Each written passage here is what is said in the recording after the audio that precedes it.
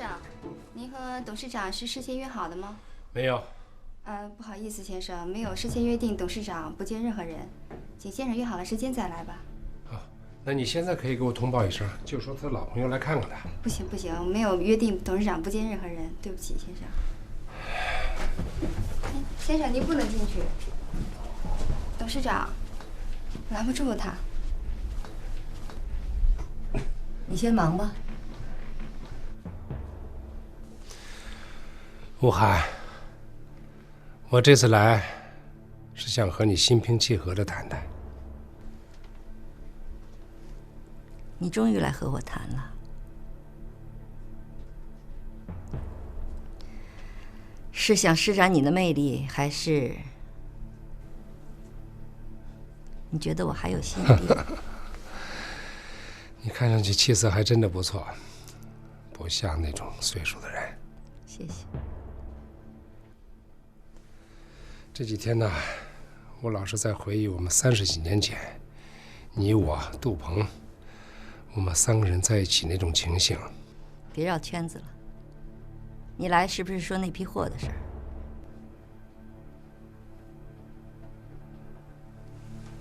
吴涵呐，你说我们就一点不能沟通了。今天杜鹏还在说我，说你年轻的时候，我确实做了很多对不起你的事情。要不是那批货，你会承认你们曾经对不起我？现在有问题了，自己解决不了了就来找我。乔云峰，你也太实用、太虚伪了。咱俩没什么好谈的，一切按合同办。好好好，我们之间的恩怨呢，咱们改日再谈。我今天想说的是，我们电子公司的全体员工为这批货日夜加班的干，最多只迟3天就能交货。如果你们德宏公司不收这批货的话，我们这么些天的血汗白流了。甭扯那么远，你也没那么高尚。你是担心你的钱白扔了吧？你晚3天，他晚5天的，我这生意还怎么做呀？做不到的事情就不要承诺，承诺了的事情就一定要做到。当年你不是这么跟我说的吗？我没忘，你倒忘了。吴涵，咱们做生意就是做生意，不牵扯个人恩怨，好吗？好啊。德宏公司是我刚刚收购的，我只认合同不认人。到期交不出货，就是天王老子来了也不行。我已经通知了我的律师，只要你晚交货，我们就起诉你们。你要是觉得委屈，不要跟我说，跟法官说去。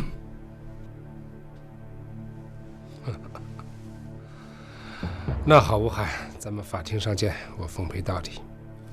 不过我也想提醒你一句，在法庭上，我的律师会揭露你如何坑害我们的阴谋。我还想告诉你一句，自古以来，搞阴谋的人是不会有好下场的。再见。今天可是你来求我的。我有这个耐心，还会再来的。拜拜。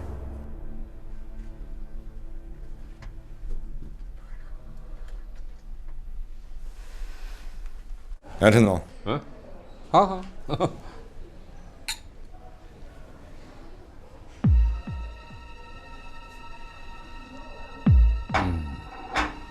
先请慢用。好，谢谢。陈总，你是不是帮我劝劝吴涵啊？这事儿毕竟归我管，我在老乔那儿不好交代。阿豆啊，咱们可是说好了的，我绝不掺和你和吴涵的个人恩怨。我跟他怎么说？我跟他说，杜总也想挤走乔云峰，你先放杜总一马，这可能吗？我和老乔啊是兄弟之间的事儿，和吴晗就不一样，我不可能和他合作。大不了是一场官司的事儿，没个1年半载的也判不下来。到时候重组博士也已经告一段落，到那个时候我再找吴晗跟他说庭外和解，不就行了吗？行。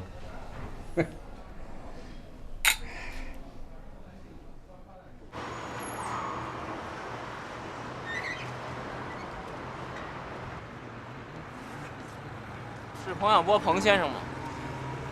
我是，你是？你别管我是谁，有个朋友让我捎一句话给你。朋友？我好像在这儿没什么朋友。他请你在3天之内离开这个城市，回到你来的地方去。威胁我是不是？我告诉你，来去自由是每个公民的基本权利。哎，权利？那没有权利让你吃点苦头了啊！哎，我警告你，赶紧离开这里，否则没好日子过。走。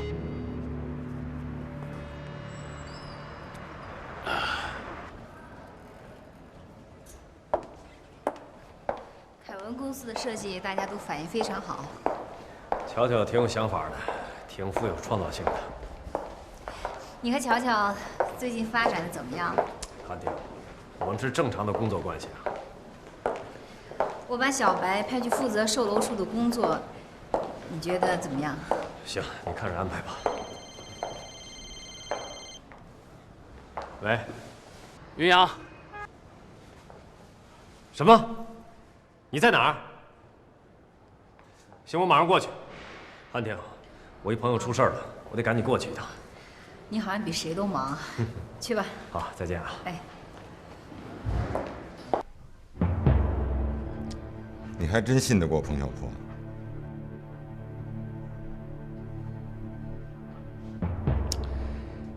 我跟你这么说吧，我跟彭小波不是第一次合作，我可以用人格担保，他不会出问题，至少他不会跟着乔云峰跑。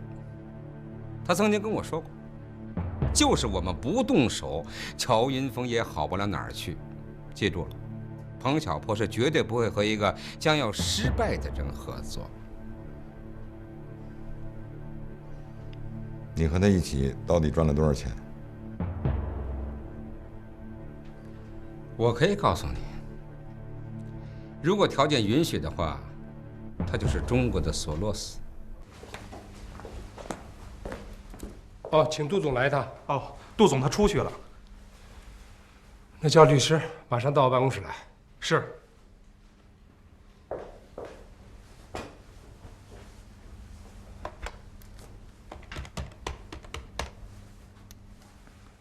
喂，大鹏，乔哥啊，马上到我办公室来一趟。那好，那我马上回去，15分钟就到。好，乔哥找我，我得马上走了。老杜啊，有些话我不怕你不爱听。你知道外面的人怎么说你吗？怎么说啊？外面的人都说，杜鹏在博时是说了不算，算了不说，充其量是乔云峰身边的一条狗。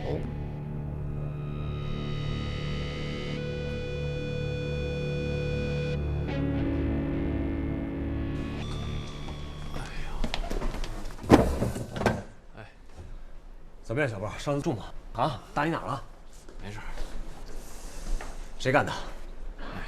还能是谁呀？肯定是吴晗干。云阳，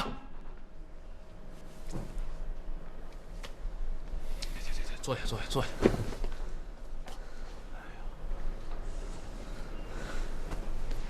小波，真对不起，你为了我的事儿。哎呀，行了，行了，行了，咱俩谁跟谁呀？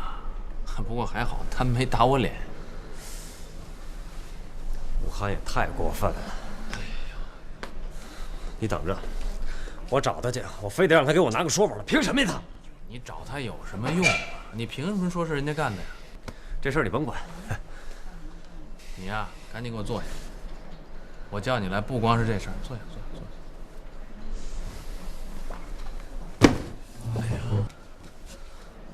云阳，我把你叫来，不光是这事儿，还有一件重要的事情我要告诉你。什么事儿？你赶紧打一笔钱过来，放在期货里头。这乔云峰赔钱，不就得赔给你吗？多少？当然是越多越好了。哎，你可别错过这次机会啊！行，我想一想。你得赶紧，这期货可不等人。我告诉你啊，乔云峰第一单马上就要下了。我先走了。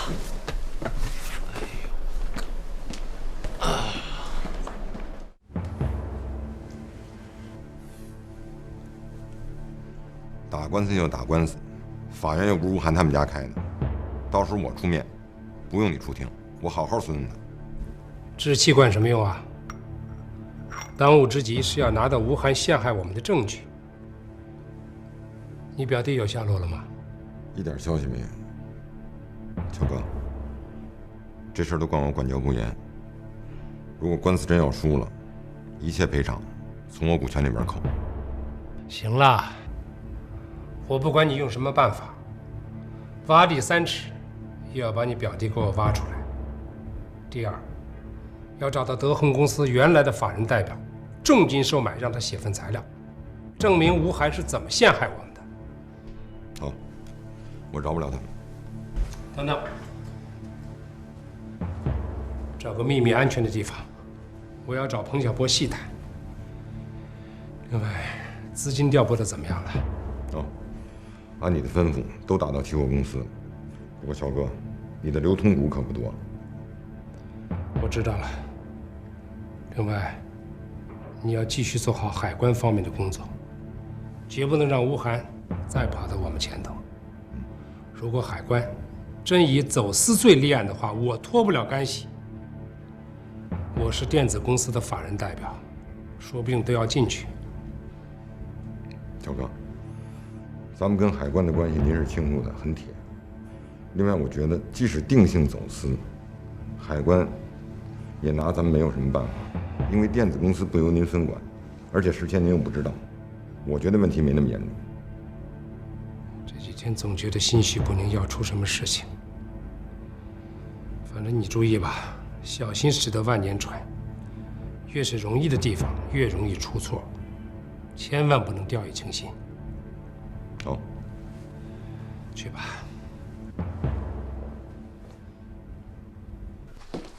哎，李先生，让开！不能进去。你为什么派人打彭小波？啊？董事长，给李先生倒杯水。不用。说。啊？哎呀，怎么这么没礼貌？我多少还算是你的长辈吧？你谁的长辈啊你？你还配提什么规矩？我问你，你为什么派人把彭小波给打了？啊？彭小波是谁？我不认识。你不认识？你可真能装！你到证券公司找过他，对不对？啊？说啊！就那个做股票的，怎么了？怎么了？你派人威吓他，还打了他，你把他打成那样，你想干什么呀？你想干什么？年轻人啊，说话要有分寸，不然我可以告你诬陷罪。你有证据吗？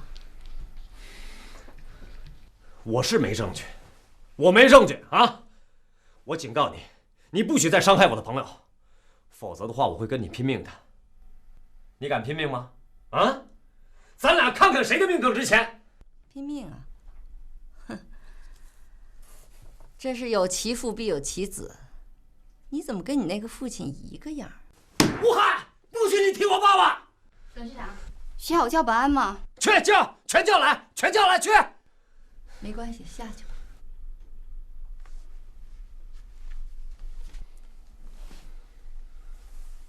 李维生不是死在我手上，是死在乔云峰手上。你不找乔云峰去算账，却到我这儿来胡闹。云阳，我问你，当初我让你跟我联手打败乔云峰，你不但拒绝了我，还卖身求荣，投靠了乔云峰。你到底想干什么呀？李维生啊，李维生，你要是在天有灵，能安息吗？用不着你教训我，咱俩压根儿就不是一路人。你走你的阳关道，我过我的独木桥。但是我警告你，你不许再伤害我的朋友。彭小波是你朋友？对。那我就更不明白了。你不是要打败乔云峰吗？我这边打压博士股票，你的朋友却在暗中抬高博士股票，这是干什么呀？这是打乔云峰？这不是帮乔云峰吗？你有病啊！我有病，我愿意。你记住一句话，少干些缺德的事儿，给自己留条后路吧。啊！刘秘书，送李先生出去。乔总，关于大豆期货的所有情况，我都已经整理成文字了。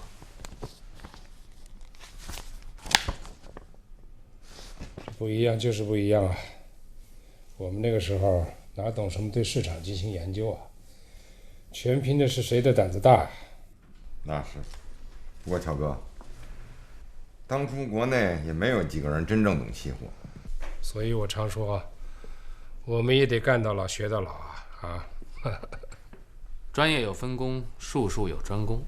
乔总高屋建瓴，运筹帷幄，具体的研究方案就是我们这些跑腿的事儿。用不了多久，我就得给你们跑腿了。说说你的意见吧。我的意见也都在这份资料里，请乔总参考。我一定会尽快看。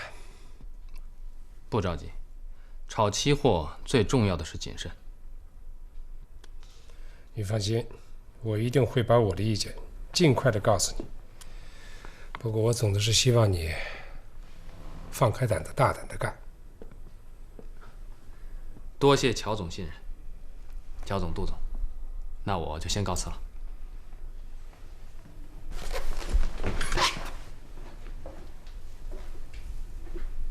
大鹏啊，你叫黄秘书到气象局去一趟，把世界大豆生产基地的天气情况，还有卫星分析云图、国内的资料也都报来。你怎么突然关心起天气预报来？天有不测风云，人有旦夕祸福。现在与世界接轨了，眼睛光盯着国内可不行啊！我们只有知天知地知人，才能百战百胜嘛。好。哎，阴阳，什么事儿那么着急啊？我正健身呢。妍姐，彭小波让吴涵的人给打了，你说怎么办？啊？这吴涵居然敢这么干！彭小波可是我请来帮忙的，他可不能出事儿，要不然我这脸往哪搁呀？云阳，不是我说你，这下你知道山外有山，人外有人了吧？哎，行了，待会儿我找人找吴涵摆平。你就是我姐，你有道。哎，妍姐，过2天防博会就要开始了，你多带几个人去给我捧捧场。行了，什么事儿都找我。好吧，我赶紧去了啊。好。悠着点，别累着自己。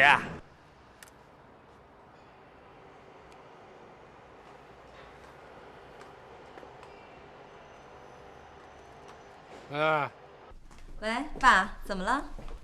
怎么听你不大高兴啊？你又拿我开心。爸爸好久没见着你了，还好吧？最近工作特别忙。我知道，你的大作满大街都是，围观的人都问，风铃晚在哪儿啊？爸，你觉得这次策划怎么样？我觉得挺好的。你真的喜欢吗？我说正经的。我也是正经说，我女儿的作品还错得了啊？哎，那博览会那天你到底来不来啊？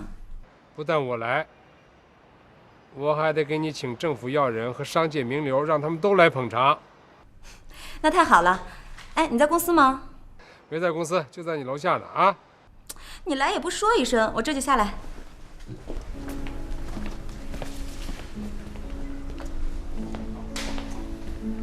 我刚从吴涵办公室出来。你去他那干嘛？他派人威胁彭小波，我去警告他。他为什么要派人威胁彭小波？你不知道，你辞职这几天啊，他拼命打压博士的股票，可彭晓波呢，却想把博士股票给提上来，俩人谈不通，吴涵就恼羞成怒，就派人去警告他。不可能，他根本就不是这种人。韩婷，你真的不了解吴涵是什么样的人，他什么事都干得出来。云阳，我不管你说什么，反正我不想伤害老乔，我也不想背叛我干妈。我知道吴涵是你干妈，韩婷，你一定知道吴涵许多见不得人的秘密，对吧？如果你不方便说，如果你相信我的话，你可以告诉我。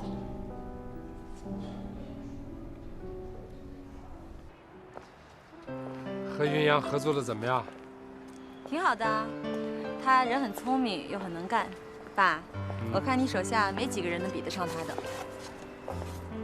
评价还真不低啊。他当时要找你做策划的时候，我还真有点担心，觉得你们俩个性都那么强，怕你们俩合不来。看来这种担心是多余的啊。我们俩挺谈得来的，他什么话都跟我说。什么话都说，说过我吗？怎么说我的？他不知道你是我爸。那倒也好，那我先回公司了啊，别太累了啊，注意休息，多吃点营养好的。哎呀，行了，你比我妈还啰嗦。拜。再见啊。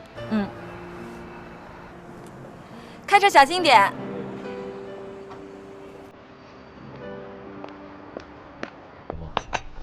你还是到我那儿去啊！哎，妍姐，咖啡给你要好了。哎，我跟你说啊，吴涵现在有点软硬不吃，我的朋友正在做工作，你们俩还是多加小心。谢谢你，妍姐。我以前的老板也曾经被威胁过，当时我也在场。这种事儿太多了。现在呢，我准备把股票的事情停下来，把全部的精力全部投入到和乔云峰的合作之中。说你们俩别这么担心好不好？没事儿，我这个人啊命硬，真的。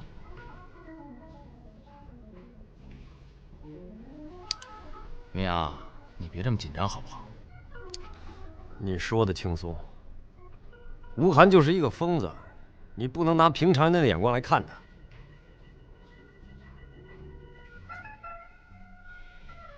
不行，你还是搬我那儿去住吧，你这俩人比一个人安全些。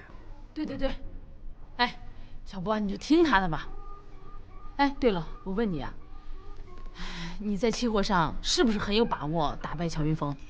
乔云峰啊，可是在期货上是老手，论资历他可以当你师傅哦。妍姐，小波做期货从来没赔过。那也是过去，过去不代表现在嘛。妍姐，我明白你的意思。乔云峰呢，确实是入行比我早，那绝对是前辈。他这个人啊，总是认为自己比别人强，而且呢，他永远认为啊，自己比别人看得远、看得准。可是你别忘了，淹死的那都是会水的。更重要的一点呢，就是乔云峰在期货上，那他完全是一个真正的赌徒啊。可我不是啊。反正啊，期货我不懂，但是我不希望你们输。云阳，你可再也输不起了啊！我要是再输了，我从此不再提报仇的事儿。我们要是输了，哎，我和云阳，我们俩去那个贫困山区教书去。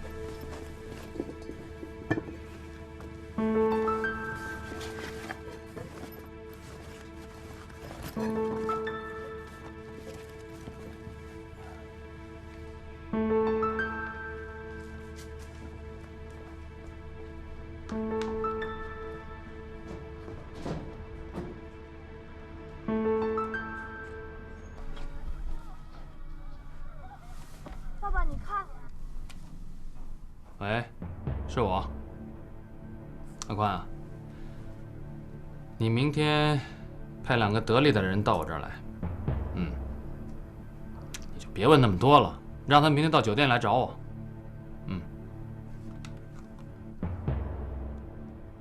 那倒用不着，每个人先支5万吧。听见没有？就这么着吧。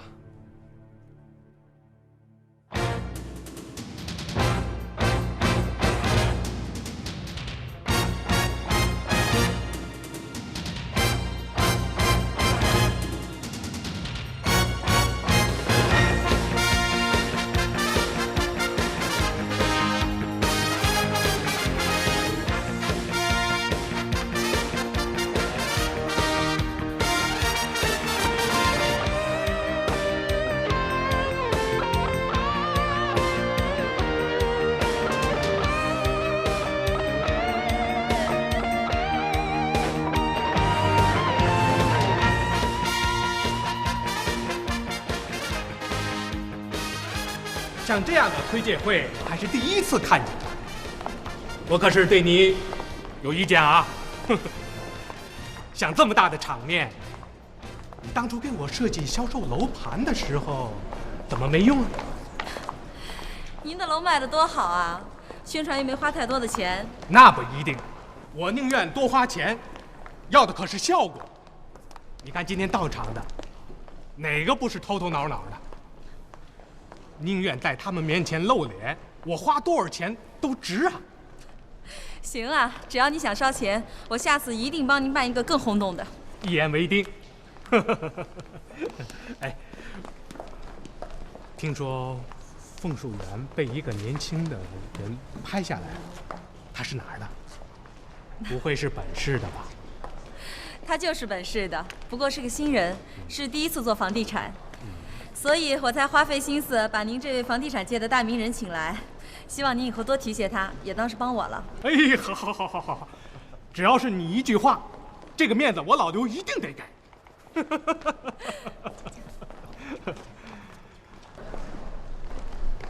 哎，老弟，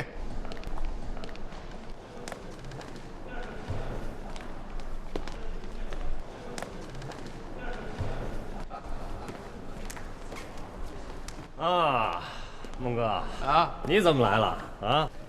我这人呢，爱看热闹，满大街都是枫树园的广告，我心里痒痒啊，像小狗在挠。这话又说回来了，枫树园像我女儿一样，你琢磨，这节骨眼儿，老哥我能不来吗？啊？孟哥，你是怕枫树园卖不出去？收不回来钱吧？啊？这也是情理之中嘛。人情怎么样？哎，玩得不错，没让我失望。哎，不过李先生，我顺便提醒一句啊，说，那第2批款子过2天可到期了，到时候咱可利利索索，别折了。有这么快吗？你看，亏着我来了吧？要不你又说忘了，咱可是到时候利利索索，别折了。云阳，这儿吧，你先忙，明儿我公司找你去啊。就这儿，乖啊。看，人也多啊。他就是把枫树园卖给你的孟嘉玲吧？对，你认识他？不认识，不过听说过，好像口碑不太好。这个人是不怎么样。哎，有人要买房子，这事得你出面啊。真的，刚开幕就有人买房子，瞧把你乐的！本来应该你唱主角的，现在弄得像我的事似的，别人有什么都来问我。你到底想不想卖楼啊？卖呀，多好呀！哎，我得留一套最好的留给我自己住，然后我再娶位漂亮的姑娘搁在家里。别然后了，我带你见一个人。谁呀？乔总。哎呀，乔总，您怎么刚到啊？这儿没你压阵可是不行啊！哎呀，你们还说呢，我差点没进来，连张券都没给我。哟，你看这事怨我。哎，这房子是不错，质量。刘总，哇，哦，陆总，你好，你好，你好，你好，你好。你们这个推介会搞得不错呀，还不错哈。大家，带我转转吧。行啊。哎，云阳，我们一块儿带我爸去看一看。乔乔，你管乔总叫什么？你看这事儿是我说还是你说啊？你说吧。哎呀，我是他爸爸，她是我女儿。说上次我让你告诉她，让她请我喝酒。明白了吗？哦，那我们一块儿带我爸去看一看。好，好，这样，那个乔总，乔，你们先去，我那边有点事儿，一会儿我去找你们。哎，好吧？那也好。行，那你快点过来啊。哎，走，爸。走。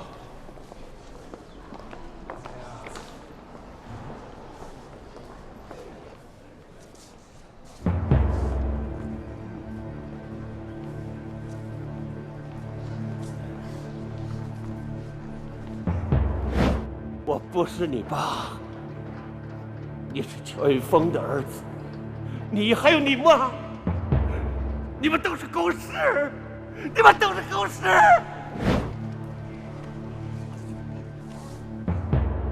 不是我的儿子，你是乔云峰的儿子。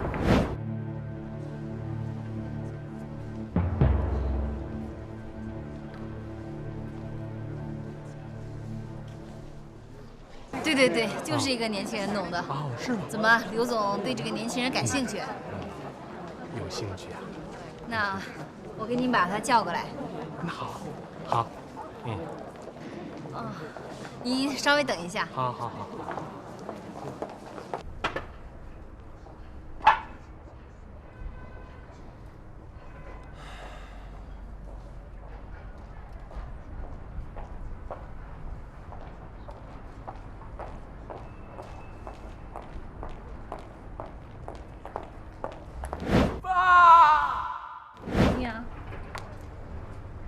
你怎么了？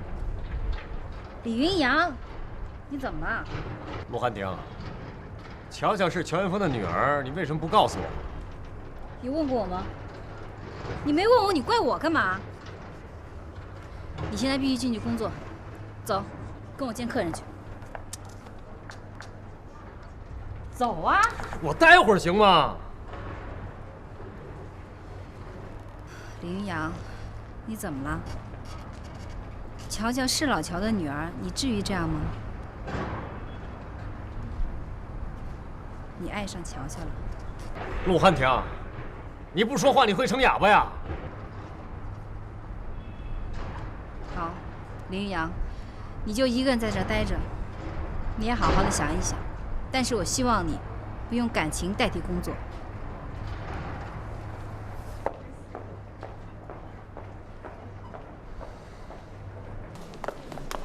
哎，玲玲，过来一下。看见李总了吗？我刚从门外进来时看见他和女的在说话。女的？啊，长什么样子啊？看不清楚，但挺漂亮的。啊，那你先去忙吧，我找她去。好的。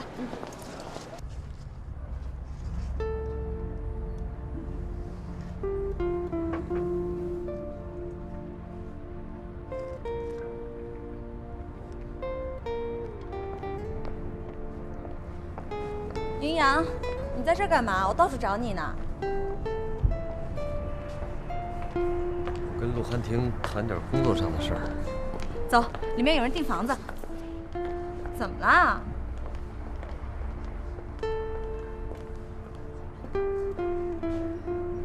你干嘛？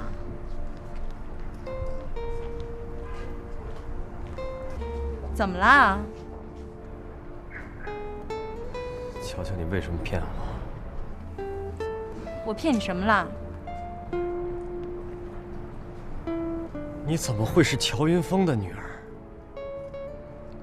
我为什么不能是乔云峰的女儿啊？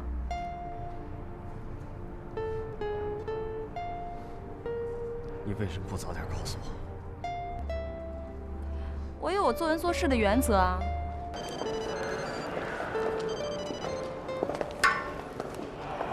喂。哦，是推介会。我事先也不知道。你别解释，马上给我过来一趟。现在。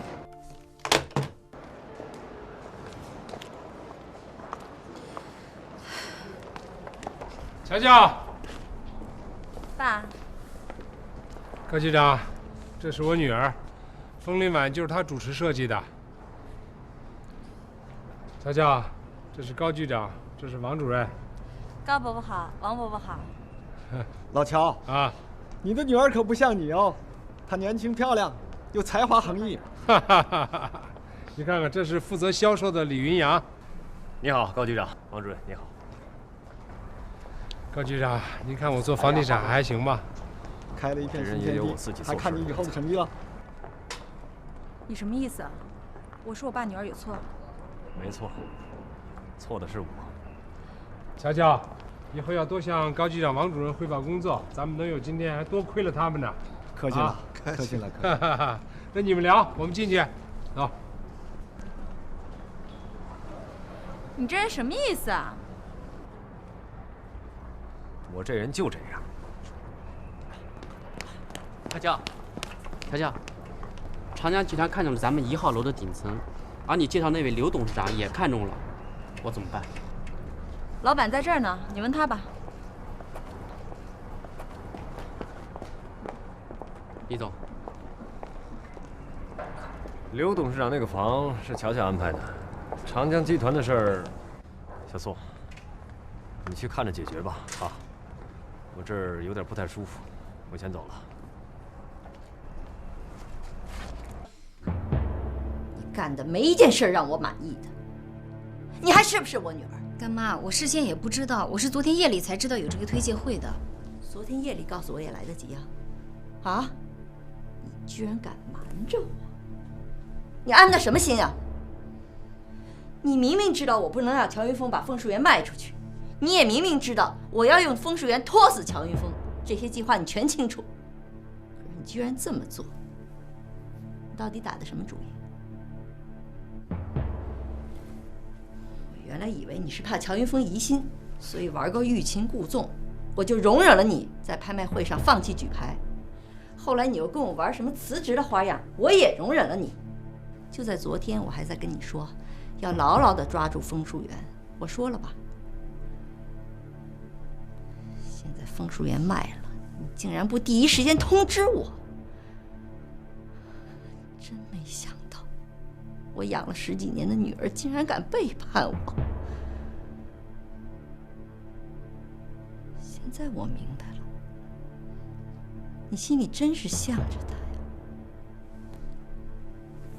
乔云峰给了你什么好处？啊，给了你什么好处？你这么帮着他？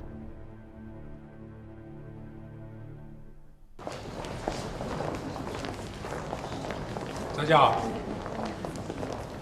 哎呀，你今天设计的非常成功啊，爸爸非常高兴啊。爸爸应该感谢你啊。今天怎么有点不高兴啊？爸，你跟云阳之间到底是怎么了？为什么他知道你是我爸以后，一直板着脸跟我说话？这小子，知道他在惹你生气。爸爸和林云阳有些情况，爸爸跟你谈谈。走吧，咱们上外面谈谈。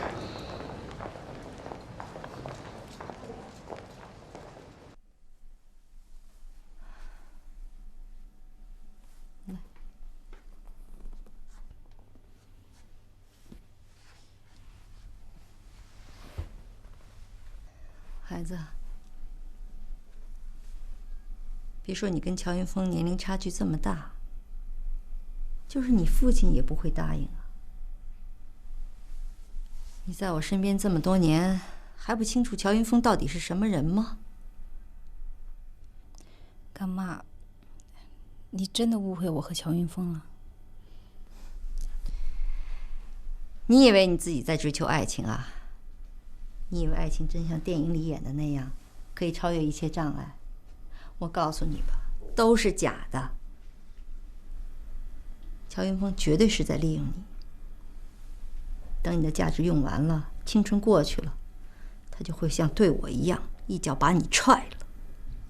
别做梦，孩子，咱俩母女这么多年，我骂你训你，可都是为你好。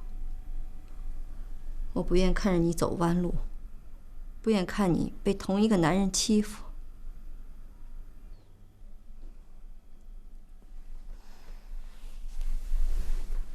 韩婷啊，我告诉你，没你帮忙，我照样能打败乔云峰，谁也拦不住我。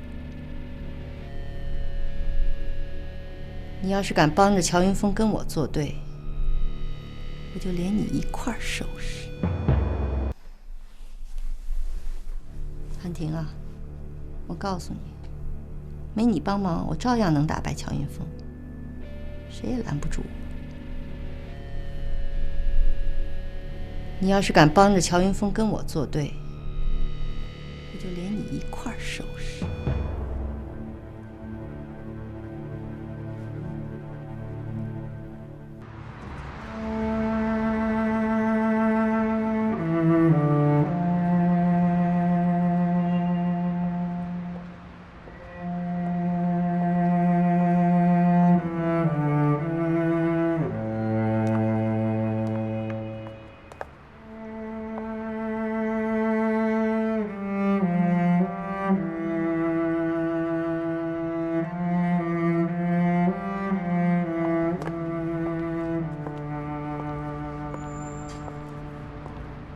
事情的经过就是这样。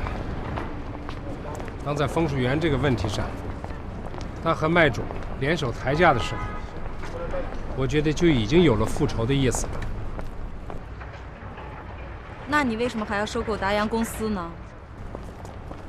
当我知道他是李维生的儿子以后，我心里非常难过。其实我们这种恩怨呐，早该化解了。爸爸年纪老了，这个时代是你们年轻人的时代。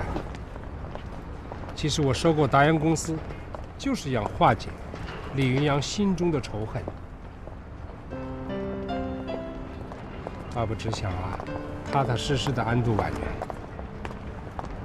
你说，李云阳是不是故意接近我？我看应该不像，但今天的表现有点反常，除非他是一个阴暗卑鄙的小人。那他知不知道？你知道他是李叔叔的儿子啊？我没有告诉他，我想用我的方式和行为让他明白。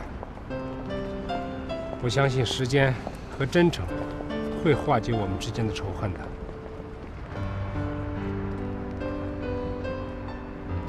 我现在都不知道该怎么办了，云阳肯定也恨死我了。乔乔，你告诉爸爸，你是不是喜欢李云阳啊？你要跟爸爸讲真话，是不是真的爱上他了？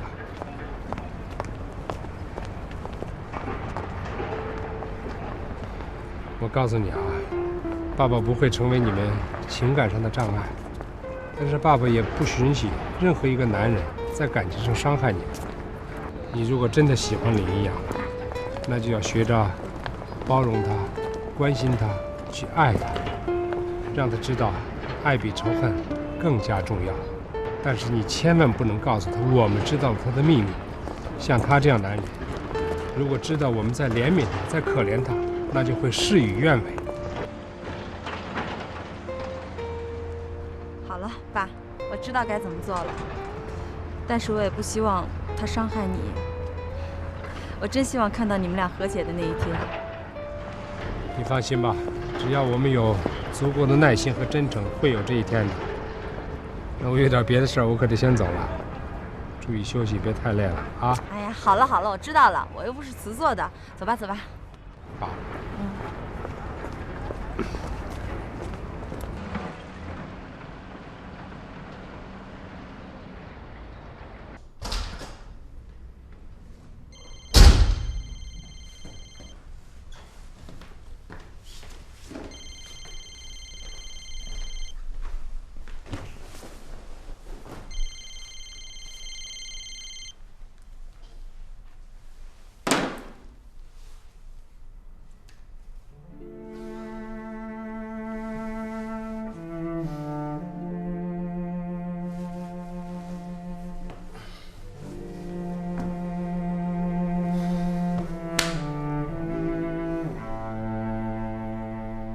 们公司呢。哎呀，管他在哪儿呢？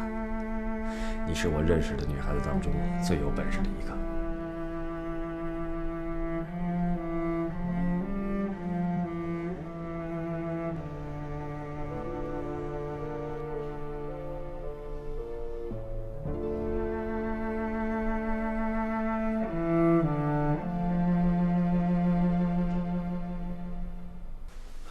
乔总，您的决定实在是让我难以接受。目前大豆的期货一直在向下走，看跌，您却看涨，我实在是不明白。小波啊，现在大家都看跌，如果我们买跌的话，这挣钱的空间就太小了。如果我们压涨，啊，乔总，您这个不是在做期货，您是在赌博。您有什么根据说大豆会涨呢？小波，你的报告非常详细，也很详尽，但唯独没有提到自然灾害对大豆生产的影响。今年除中国以外，各个大豆生产国都是丰收，你说这正常吗？如果出现天灾，大豆就要减产，供货就要发生奇缺，那你说期货能不涨吗？您懂占星术？我不相信那一套鬼把戏。我是研究了各国的气象资料，也请教了专家，得出来的结论是，今年大豆减产，因为有天灾。那按照您的说法，那我们还应该再研究一下这些主要生产国的政治了，看看这些主要生产国会不会发生动乱，哎，会不会政变啊？这天灾人祸加在一块，那肯定是会涨啊，而且还会涨到一个天价。我说小波啊，我不想给你置气，知人知天，这才是期货制胜之道。我主意已定，我不想跟你争吵什么，我绝不改变了。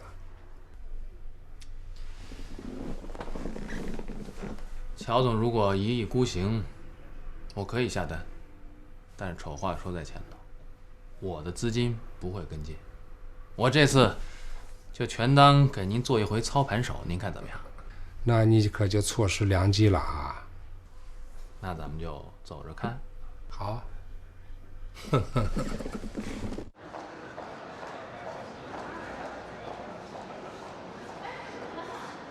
妍姐，我还以为你今天不来了呢。我哪能不来啊？你的事儿就是我的事儿啊！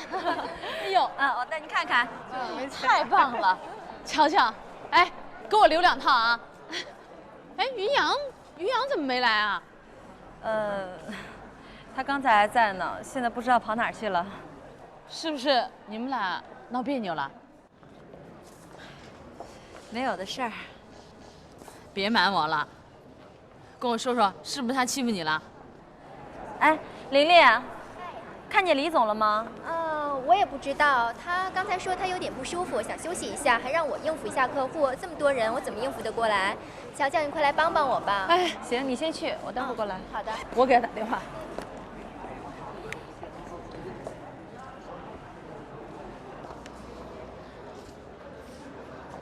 这小子又关机了。乔乔，你在这儿等着，我非把他拽回来给你道歉不可。等着啊，我走了。玲玲，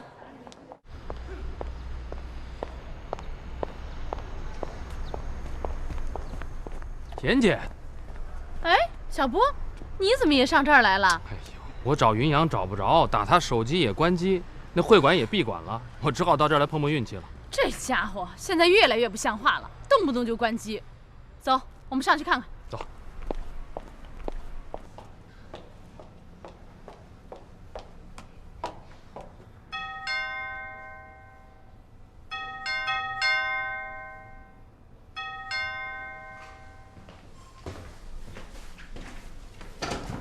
哎，你在家呀？哎，你什么意思啊？今天这么大的事儿，你在家待着干嘛呀？道上也找不着你，手机也关了。哎，你到底想干什么呀你啊？把你那个手机给开了。林阳，你真是，你有事儿说事儿，动不动你就关手机。真要找你有什么事儿，哪儿找你去啊？你要老这样，真没法帮你。哎，你说话呀你！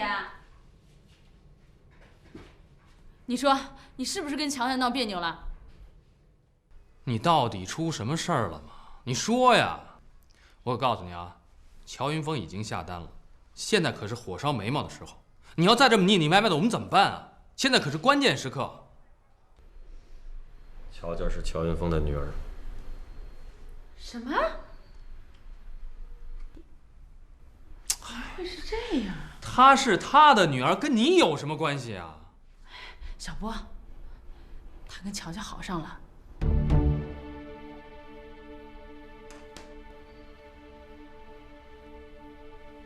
云阳，这是真的吗？云阳，我们可是说过的，我先追乔乔。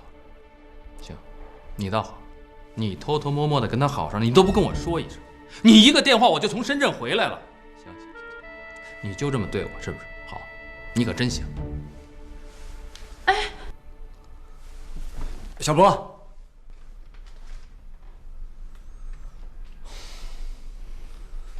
年姐，我真的没想到乔乔会是乔云峰的女儿。你呀你呀，哎呦，我说你什么好啊？你说。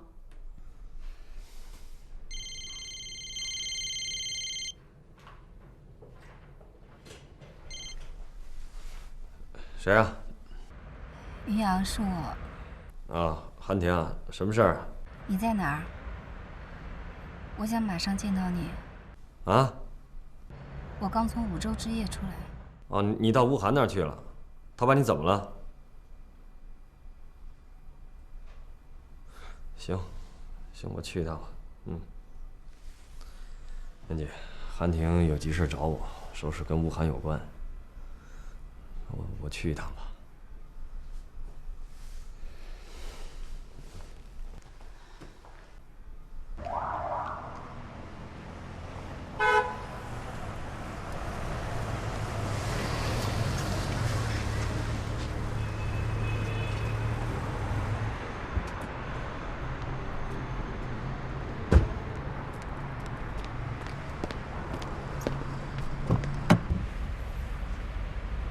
韩婷，怎么了？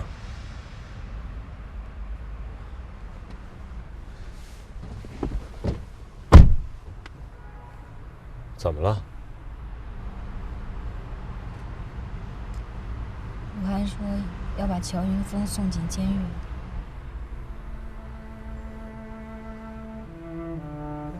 他真这么说的？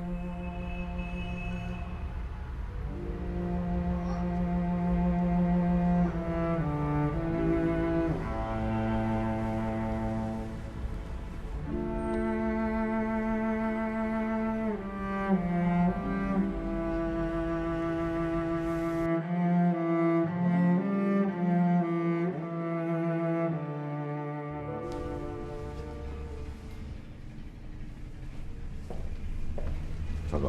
啊。梅小波刚来电话，有2件事让我转告你。什么事儿？第一件事是，大豆期货又跌了，咱们得补仓。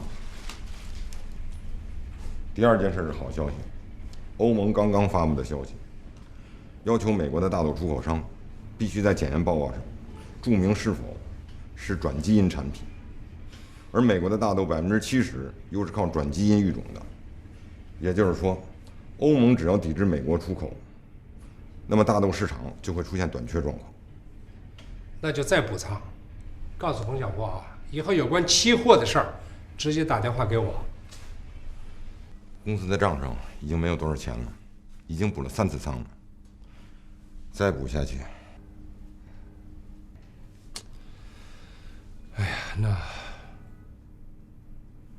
那就把我的法人股拍卖掉。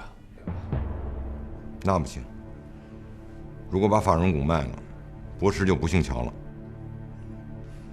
要卖也卖我的，公司有我没我一个样，但是博士不能没有你。那可不行啊！你的股份本来就不多，我一个人成了，只要你在，有博士在，我就有翻身的机会。你可以拿出你家底的一部分，优先受让我的股份，这样既帮了我，也不至于咱们的股份让别人全拿走啊。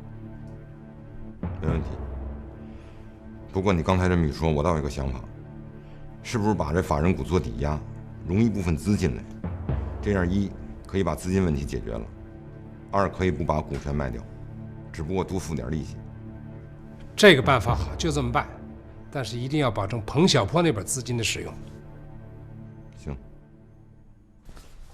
陆老师，有件东西想请您法眼过目。你小子收拾东西没几样是真的，这什么呀？一尊瓶子。什么瓶子？海盐水清，这个名字您老听说过吧？你拿的就是它呀！我告诉你，赶快给我拿走，100%是假的。您仔细看看。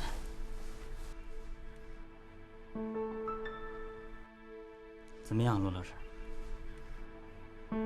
你这个东西哪儿来的？一个朋友家里祖传的，他现在急需用钱，就拿了出来。不，准确的说是偷出来的。他一张口把我吓一跳，3000万。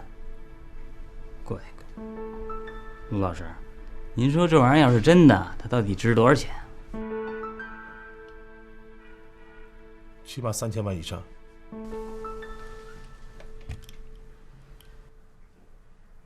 你先放我这儿吧，我再仔细看一看。不行，不能过夜。您什么时候想看，我再给您报。怎么你信不着我啊？不是我信不着你，是我那朋友信不过我。再见，陆老师，再见。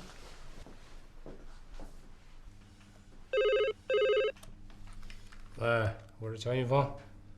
哦，老陆啊，你好，你好。是吗？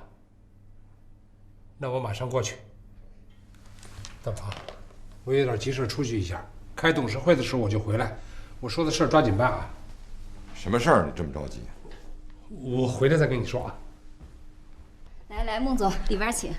找大洋公司没用啊，我早就通知李云阳了，到现在连个音儿都没有啊。陆总，你想，大洋公司是您的子公司，他不给钱，我不找您，我找谁去？孟总，您别着急，我们从来就没说过不付给您钱，对吧？你也看见了，这枫林晚的宣传策划非常成功，销售工作才刚刚开始，钱嘛迟早要付给您。孟总，要不这样，您再宽限我们1个月，支持我们一下工作，行吗？宽限你们？谁宽限我呀？来，坐下说。这材料商们整天围着我要钱，民工的钱呢，少给1天也不行。是。要不，这月发薪时候，让民工上你们这领钱来。哎呦，孟总，您可真会开玩笑。博时是上市公司，怎么能够不守信用呢？您放心，只要资金周转过来，我第一个通知您取支票，行吗？陆总的话，比李云阳的小子贴不住了。要不这么办，您呐，3天之内先给我凑500万，我先把公司的债务平一下。我都快逼疯了，妹子，我求求你疼个老哥行吗？孟总，这事儿我跟总公司的财务总监商量一下，争取给您一个满意的答复。好，谢谢。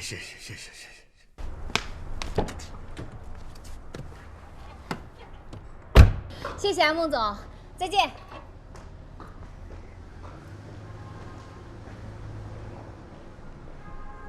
韩婷。哟，李云阳，李总，催账的人一刚走，你就现身了，你行啊你？谁来催账？还有谁啊？孟嘉玲呗。哦，第2期款时间到了，你叫人把钱直接打到大洋公司账上不就行了吗？你说的轻巧，公司的财务总监要求各公司紧缩经营。韩婷，我有个事想请你帮下忙。什么事儿？你先说答应不答应？那要看你什么事儿，否则我一不留神上你圈套怎么办？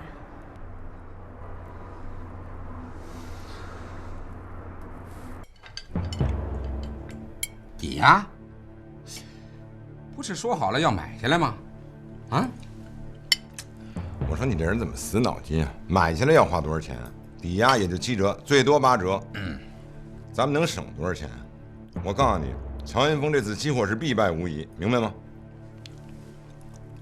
我跟你说啊，我这人办事一向是干净利落，一把是一把。如果你觉得抵押有把握，你就办手续；如果有问题，这次抵押不用公告吧？不用，等到期了再说。哎，不过你的钱什么时候到位？今天办完手续，明天就走。好，来，干。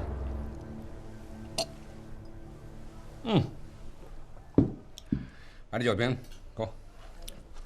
当我第一眼看到她的时候啊，就像看到一个骄傲的公主，单纯高傲，我没想到我能重睹她的风采，哎呀，只不过，哎，怎么了？也可能是因为存放的原因，我在她身上发现了一点点瑕疵。你是说宝物没有珍藏好？当年秦王朝的长城砖让百姓用来做茅房堆儿，我肯定，这个尊的主人呐，用它来腌制泡菜了。我倒想尝尝他腌的泡菜是啥滋味呢。现在呢，我不能完全的肯定它就是真的。这不嘛，我在北京请了几个朋友，都是专家，让他们帮着我一块儿鉴定一下。你等着听消息吧。我对海晏水清尊可是情有独钟，现在宝物现身了，那我不能宝山空回呀。你不要着急，等鉴定结果出来之后啊，我会想办法让你和买主见面的。啊，到我办公室。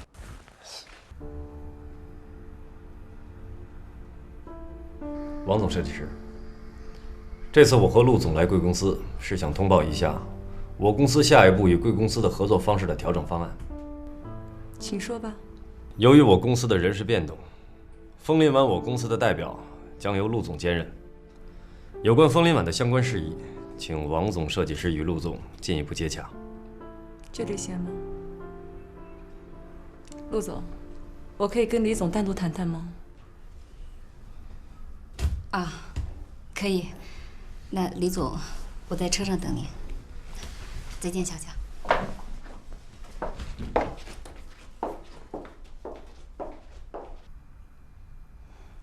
云阳，你这是干什么？我的工作暂时告一段落，售楼处的筹件还等着我去完成。那也不用这样一本正经的，让人看笑话。这是我的工作。云阳，我们下班以后好好谈谈，行吗？对不起，我最近有点忙，以后再说吧。那你的意思是，以后再也不见我了，是吗？就因为我是你仇人的女儿，我爸爸把一切都告诉我了，他本来可以不再收购枫林晚的，你知道吗？就因为他知道了你一切的秘密，他才出的钱。他这样对你，而你呢？我不需要别人的怜悯。我告诉你，枫林晚早晚会回到我的手里。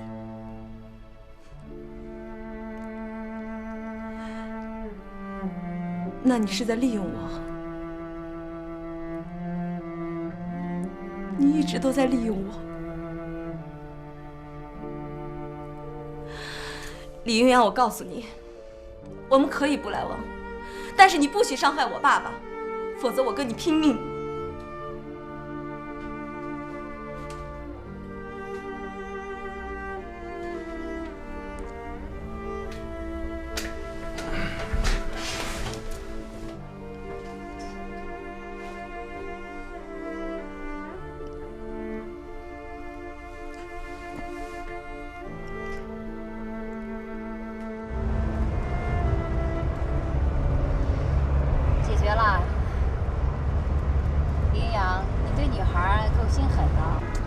烦不烦啊？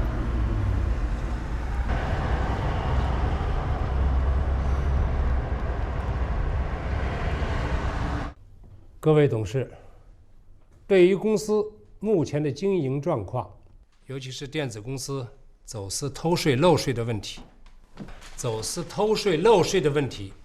我作为董事长和集团公司的总经理，负有不可推卸的责任。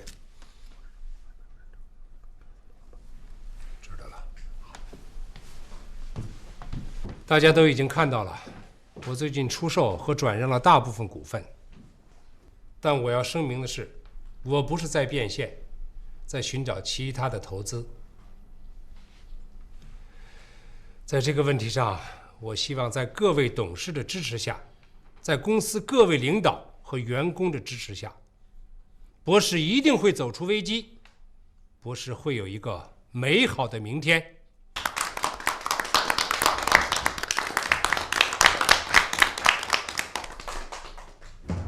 哎，你不要妨碍我的工作！哎，你是乔云峰，乔董事长吗？我是。我们是市公安局的，我们对博时电子公司从事非法走私犯罪活动一事已经开始立案侦查。你作为博时电子公司的法定代表人，我们正式通知您，您被拘留了。我们怎么可能走私呢？现有证据表明，博时电子公司从事了走私犯罪活动。乔先生，请您配合我们的工作。那好，电子公司是我分管的，我跟你们走。请不要妨碍我们执行公务。大鹏，你继续把会议主持完，我跟你们走。董事长，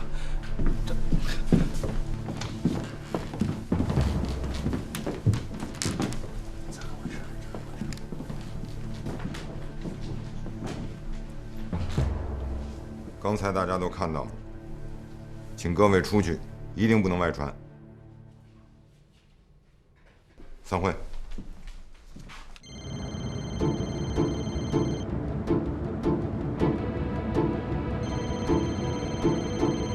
帮我接个电话。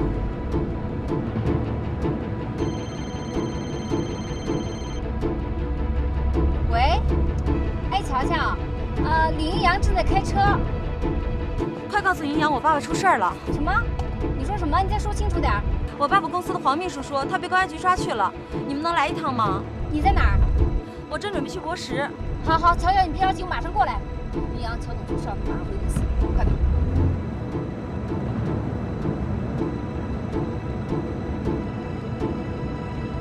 我爸怎么会走私呢？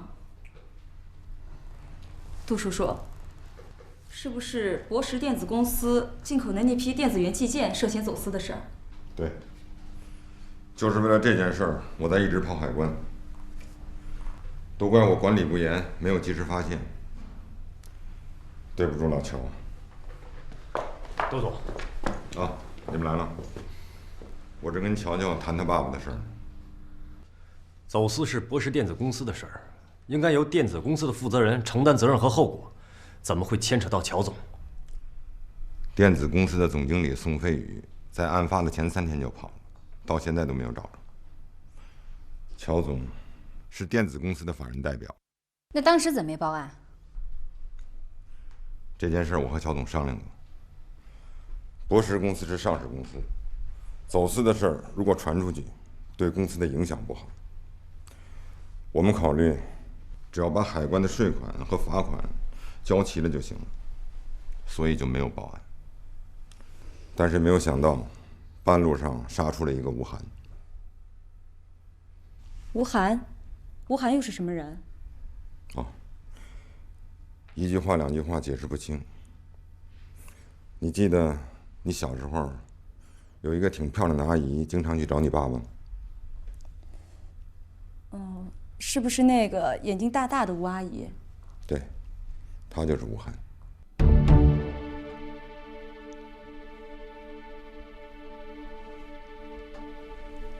吴总啊，乔云峰是进去了，可现在杜鹏是博时集团的第2大股东，他不会眼睁睁地看着你控制博时。这几天我跟这个人打过交道，他好像不像您所说的那么好对付。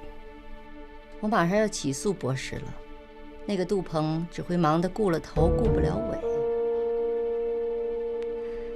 陈总，你记住，杜鹏只是乔云峰的一条狗，现在乔云峰进去了，他充其量是一条丧家之犬，有什么可怕的？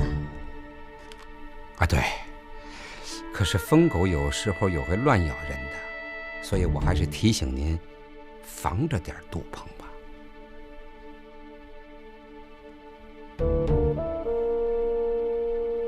好。我现在的心情和你们一样，也着急也难受。但是越在这个时候，越需要冷静。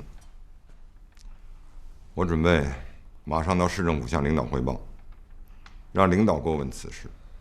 杜叔叔，我和你一块儿去行吗？不用了，有些话你在身边，我不好向领导开口。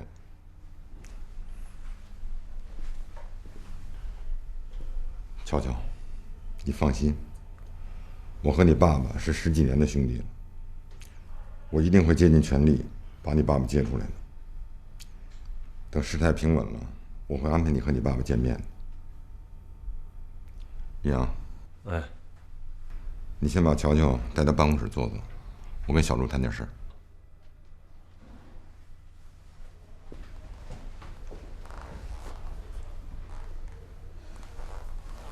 杜叔叔，如果你见到我爸爸，请你转告他，我在家等他回来。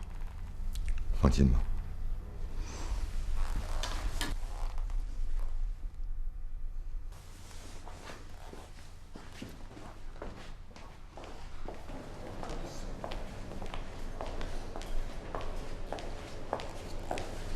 乔乔，你先到办公室等我一下，我还有点事儿，一会儿我过来。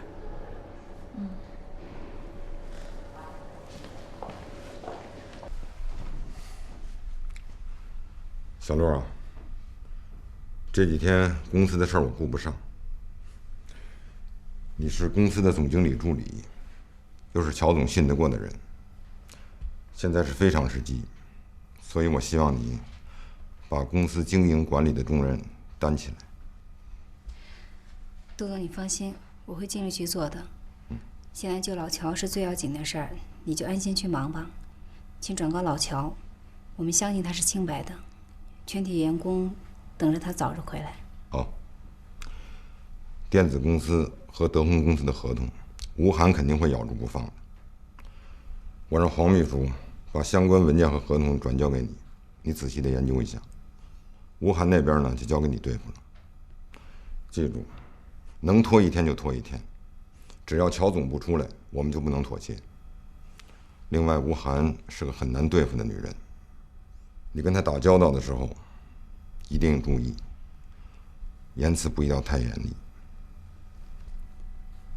我明白。那好，我先去市政府，然后回来咱们再谈工作。好。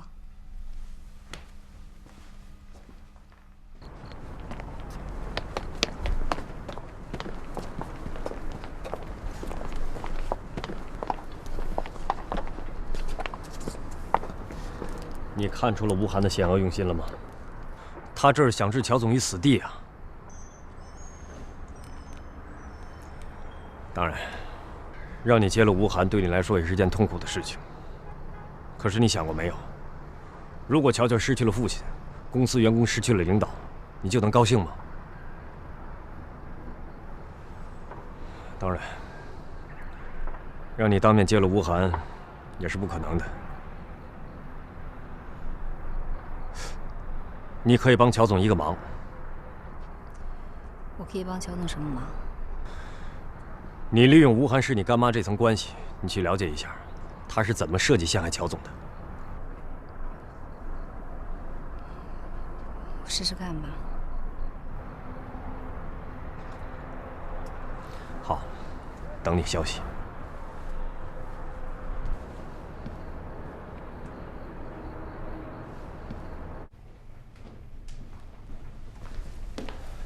乔乔，你说我爸爸不会有事的，是不是？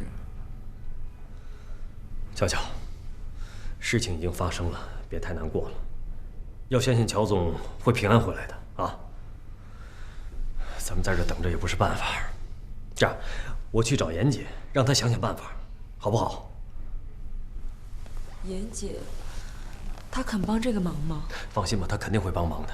严姐社会关系多，多一个人多一条路嘛。嗯，来，走。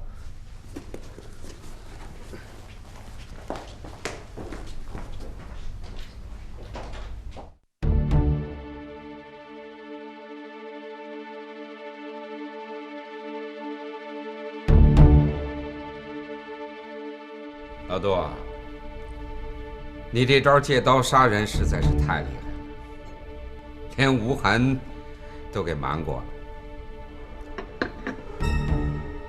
我跟你合作就越来越有信心了，小波，你说呢？啊，老乔进去了，我是博时的最大股东，而且最近咱们又买了不少老乔手里的流通股。从股权的分布和实际情况来看，咱们已经完全控制博时了。所以，现在是召开特别董事会和股东大会，选出总经理和董事长的最佳时机。老陈啊，你那边进入董事会的人选要早点定下来。杜总，我想提醒你注意几个问题。什么问题？乔云峰做的大豆期货现在跌得很厉害，我计算了一下，不出3天，原来的钱就会亏没了。如果想彻底掏空乔云峰的腰包，就得让他继续拿钱出来进行补仓。可他现在被关起来了，这钱又找谁要？这倒是个问题。人进去了，可钱弄不出来。这是第一。第二，乔云峰被关起来了，他这法人股要怎么转让？只要他一天是博时的股东，您二位想随心所欲就办不到。这个你放心，老乔对我现在还是非常信任。只要我能进去见到老乔，把情况都跟他说明白，老乔所有的事情就会完全交给我办理。既然杜总这么说，那我就没什么问题了。老乔一时半会儿还出不来。再说，即使他出来了，木已成舟，而且坐船的材料是他提供的，船也是他设计。这茶味道怎么样？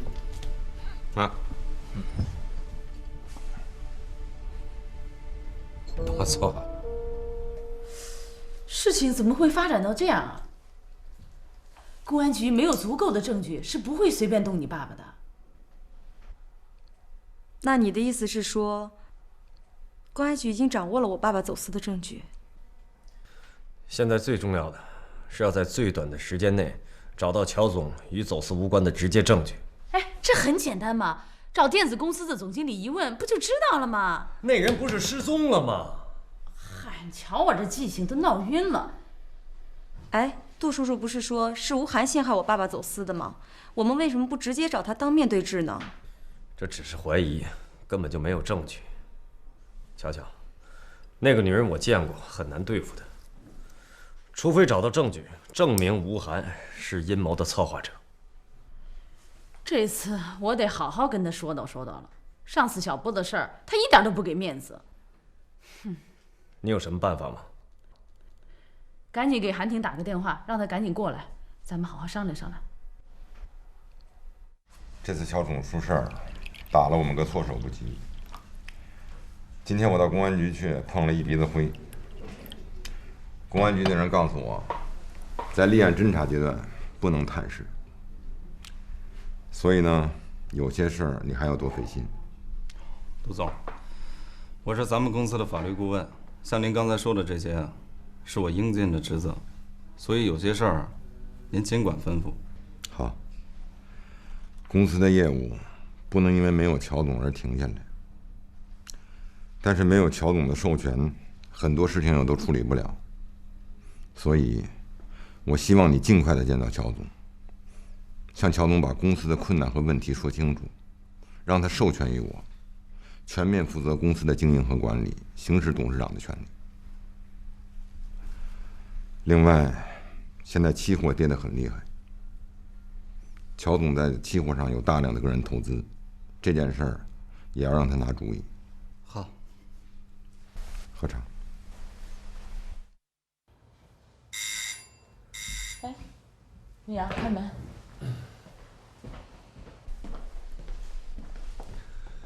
韩婷，你怎么才来啊？打那么半天电话。妍姐，乔，不好意思，让你们久等了。云阳，你刚才给我打电话的时候，我在开发区呢。你去开发区干什么去了？博士的电子公司就在开发区，我去核实了一些情况。韩婷，你接着说。啊，我去查了电子公司与德宏公司的合同和相关文件，我真的没想到这么苛刻的条件，电子公司居然能够接受，所以我就调查了他们签约时的实际情况。